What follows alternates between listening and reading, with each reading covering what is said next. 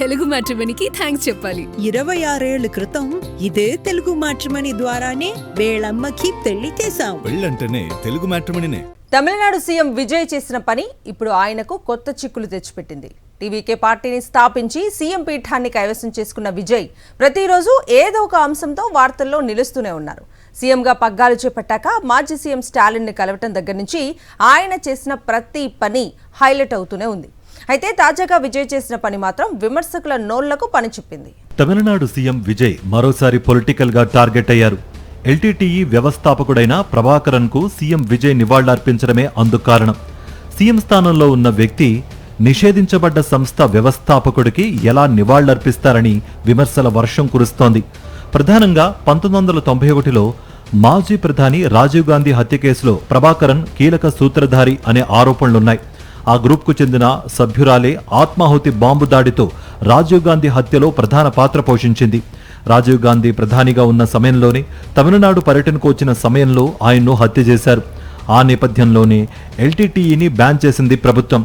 రాజీవ్ గాంధీ హత్య కేసులో కీలక నిందితుడిగా ఆరోపణలు ఎదుర్కొన్న ప్రభాకరన్ కు సీఎం స్థానంలో ఉన్న విజయ్ ఎలా నివాళులర్పిస్తారనేది బీజేపీ ప్రశ్న. దీనిపై కాంగ్రెస్, రాజీవ్ గాంధీ కుమారుడైన రాహుల్ గాంధీ ఏం చెబుతారని బీజేపీ నిలదీసింది. తమిళనాడు ఎన్నికల్లో విజయ్ సీఎం కావడానికి కాంగ్రెస్తో పాటు పలు స్థానిక పార్టీలు సహకరించిన నేపథ్యంలో ఆ పార్టీలకు విజయ్ ఏం చెబుతారని ప్రశ్నిస్తోంది బీజేపీ. ఈ అంశాన్ని టీవీకే సమర్థించుకునే పనిలో పడింది. తమ అధ్యక్షుడు సీఎం విజయ్ అర్పించిన నివాళి కేవలం ప్రభాకరన్ కు మాత్రమే కాదని శ్రీలంకలో ఊచకోతకు గురైన వేలాది మంది తమిళులకు నివాళి అంటూ చెప్పుకొచ్చింది. సీఎం స్థానంలో ఉన్న విజయ్ తెలుసో తెలియకో చేసిన ప్రభాకరన్ నివాళుల అంశం ఇప్పుడు టీవీకే పార్టీకి కొత్త చిక్కులు తెస్తుందా అనే చర్చ మొదలైంది.